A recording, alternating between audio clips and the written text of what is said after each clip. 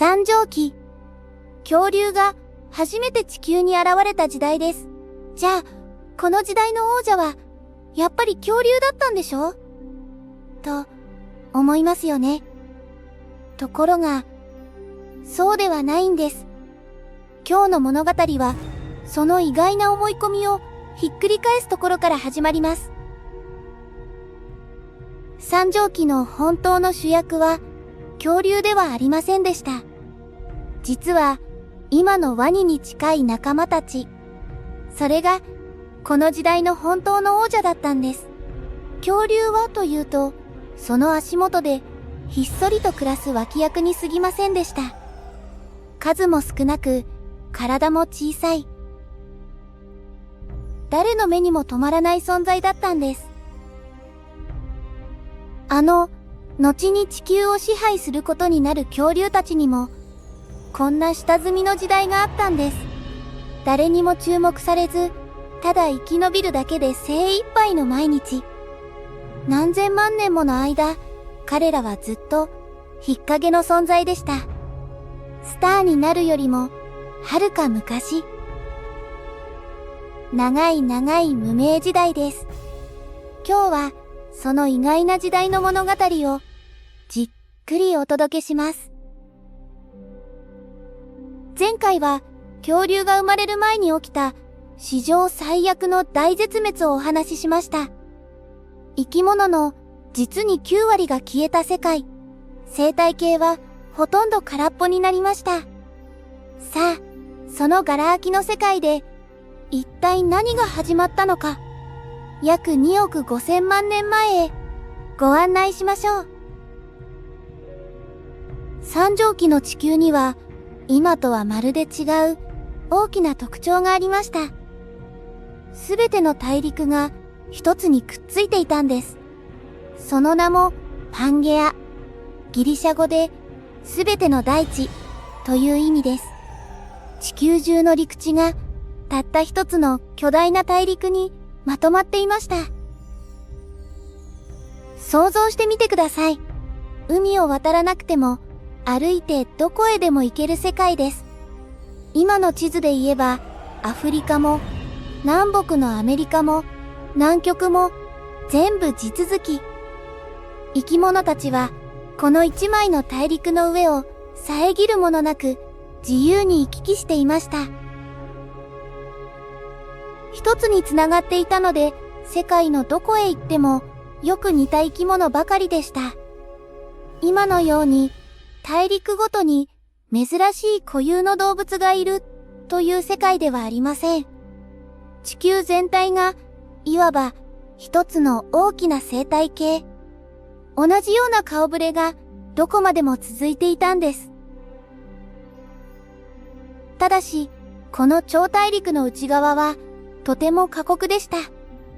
陸があまりに広いせいで、内陸には海の水分がほとんど届きません。そこに広がっていたのは、どこまでも続く灼熱の砂漠。生き物にとっては決して優しい世界ではありませんでした。気候も極端でした。専門的にはメガモンスーンと呼ばれます。カラカラに乾いた季節と大雨が叩きつける季節が激しく入れ替わる。穏やかな春や秋とは程遠い世界です。生き物たちはこの乱暴な気候に絶えず耐えなければなりませんでした。それでも命はしぶといものです。この厳しい世界で生き物たちは少しずつ数を取り戻していきました。まず、たくましい植物が緑を広げ、それを追うように動物たちも戻っていく。その中から次の時代の主役を狙う新しい支配者の候補が静かに頭角を現し始めます。絶滅を生き延びた爬虫類の中からあるグループがぐんぐん勢いを増していきます。種竜類。直訳すれば支配する爬虫類という意味です。名前の通り、これから地球の主役になっていく大出世のグループでした。この種竜類は、やがて大きく、二つの系統に枝分かれします。一つは、今のワニへとつながるワニ系。もう一つは、鳥や恐竜へとつながる鳥系です。実は、この何気ない枝分かれが、後の地球の運命を大きく左右することになります。二つを見分けるヒントは、足首の作りにありました。細かい話は置いておきますが、体の支え方や走り方にそれぞれの個性があったんです。同じ種竜類でも進む道は少しずつ違っていた。この小さな個性の差が後になって大きく効いてきます。そして今の私たちは答えを知っています。最後に勝ち残るのは鳥恐竜系の方だ、と。でも、もし三畳紀に生きていたら、きっと誰もそうは思わなかったでしょう。なぜなら、この時代に大きく栄えたのは、圧倒的にワニ系の方だったからです。ではまず、負けているように見えた鳥恐竜系の方から覗いてみましょう。この系統の中から、いよいよあの恐竜がそっと歴史に姿を現します。まだ小さく頼りない姿。でもこれがいつか世界を変える一族のささやかな第一歩だったんです。最初の恐竜たちの化石がたくさん見つかっている場所があります。南アメリカ、アルンゼンチンのイスチグアラストと呼ばれる荒野です。今は月の表面のような乾いた大地。でも地層をたどれば、そこには三畳紀の世界が丸ごと閉じ込められています。実はここが恐竜のふるさとの一つなんです。その一つがエオラプトル。名前は夜明けの略奪者という意味です。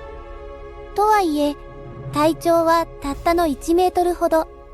2本の後ろ足でちょこちょこと走る小さな恐竜でした。地球を支配する王者の面影はまだどこにもありません。エオラプトルは細かい歯を持っていて、小さな動物も植物も両方食べていたと考えられています。襟好みせず、手に入るものは何でも口にする。この何でも屋のたくましさが厳しい時代を生き延びる一つの武器だったのかもしれません。もう少し大きな恐竜もいました。ヘレラサウルスです。体長は3メートルほど。鋭い歯と獲物をつかむ手を持つ初期の肉食恐竜でした。当時としては立派なハンターですが、それでもこの時代の生態系ではまだトップではありませんでした。この頃の恐竜たちに共通していたことがあります。みんな小さくてすばしっこかったということ。大きな体も鋭い武器もまだ持っていません。彼らは大きな者たちの隙間を素早さでかいくぐって懸命に生きていたんです。実際この時代の恐竜は数の上でもごく少数派でした。化石を調べると、その土地にいた動物のうち恐竜はほんの数%、残りの大多数は恐竜以外の爬虫類だったんです。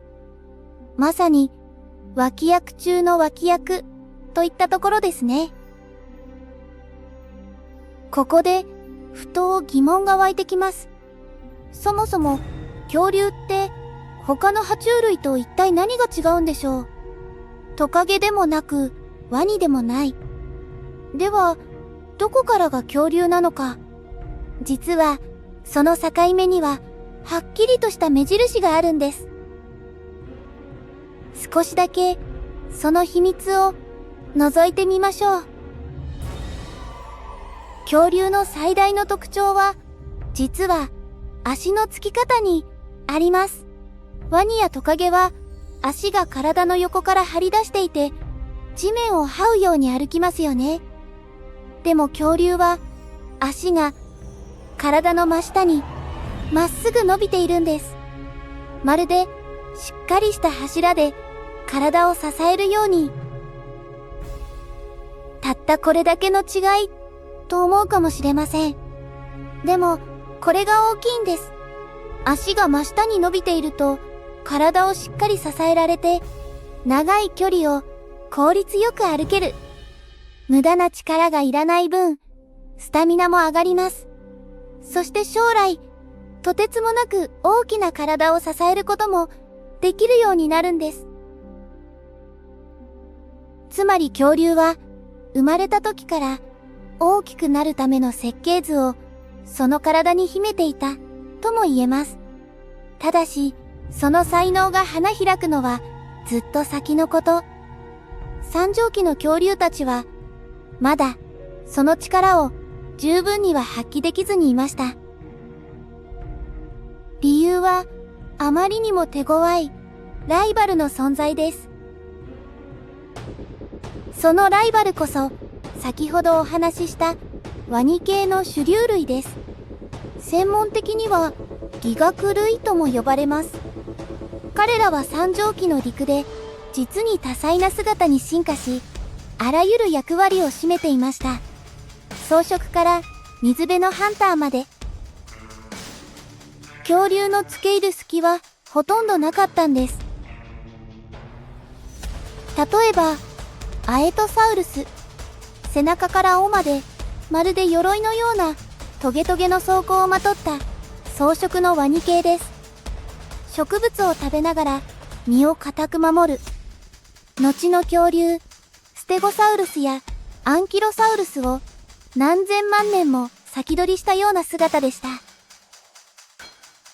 鎧の草食動物は恐竜の発明ではなかったんですね。川べりにはフィトサウルスがいました。細長い口にずらりと並んだ歯。水に潜んで近づく獲物を捕らえる。姿も暮らしぶりも今のワニにそっくりです。実はワニそのものではないのに、ワニのような生き方をはるか昔に先に完成させていたんです。そして頂点に立つ大型の捕食者もいました。ポストスクスに代表される大きなワニ系のハンターたちです。体長は5メートルを超え、力強い顎で獲物を仕留める。この時代、最も恐れられていたのは恐竜ではなく、こうしたワニ系の王者たちだったんです。草食も水辺も頂点の捕食者も、生態系の主な役割は全部ワニ系が抑えていました。恐竜たちはその大きな背中をただ下から見上げるしかなかった。同じ種竜類の親戚同士なのに、明暗はくっきりと分かれていたんです。ここで大きな謎があります。後に世界を支配するほどの恐竜が、なぜ三畳紀ではこんなに地味だったのか。実はこの理由は今もはっきりとは分かっていません。分かっているようで分かっていない。研究者たちが今なお熱心に議論を続けている大きなテーマなんです。昔は恐竜の方が優れていて、ワニ系を実力で追い落としたと考えられていました。でも今はどうやらそうではないらしいと分かってきました。三畳紀の間、恐竜はワニ系に競争で勝ってなどいなかった。むしろ長い間じっと抑え込まれていたんです。では、なぜワニ系の方が有利だったのか。一つの考え方は気候です。三畳紀の乾いて暑い極端な気候。この環境がたまたまワニ系の体に合っていたのではないか。恐竜の大きくなれる才能もこの時代にはまだ生かしきれなかった。実力の差というより、時代との巡り合わせというわけです。理由が何であれ、事実ははっきりしています。三畳紀の間、ずっと恐竜は脇役でした。何百万年もの間、彼らはただ小さいままじっと耐え続けたんです。才能が花開く日をひたすら待ちながら。でも、その長く続いた均衡を根っこから大きく揺さぶる出来事がやがてやってきます。三畳紀の後半、ある時、地球の気候が大きく変わったと考えられています。カラカラだった世界に長い長い雨の季節がやってきた。これはカーニアン・タウ事件と呼ばれています。数百万年もの間、雨が降り続いたとされる時代です。きっかけは大規模な火山活動だったとも言われます。吹き出したガスが空気を湿らせ、世界中に雨をもたらした。乾いた大地に緑が蘇り、シダや針葉樹の森がぐんぐん広がっていく。食べ物も住処も一気に豊かになっていったんです。そしてちょうどこの時期に恐竜たちの種類がぐっと増えていったらしいんです。長い下積みにようやく風向きが変わり始めた。ただし正直にお伝えすると、この大雨が恐竜を後押ししたという話はまだ研究の途中にある比較的新しい説です。本当にそうだったのか、これからの発見でさらに詳しく分かっていくはずです。小さな恐竜と大きなワニ系、二つの種竜類が同じ大陸でそれぞれの暮らしを続けていた三畳紀。今にして思えば、これは嵐の前の静けさでした。この何百万年も続いた均衡が、ある時、全く思いがけない形で破られることになります。運命はまた大きく動き出すんです。次回はいよいよ三畳紀の最終章。もう一度地球を襲う大きな破局と、そこから始まる恐竜たちの大逆転の物語です。下積みの王者たちがついに表舞台へ。どうぞお楽しみに。今日も最後までありがとうございました。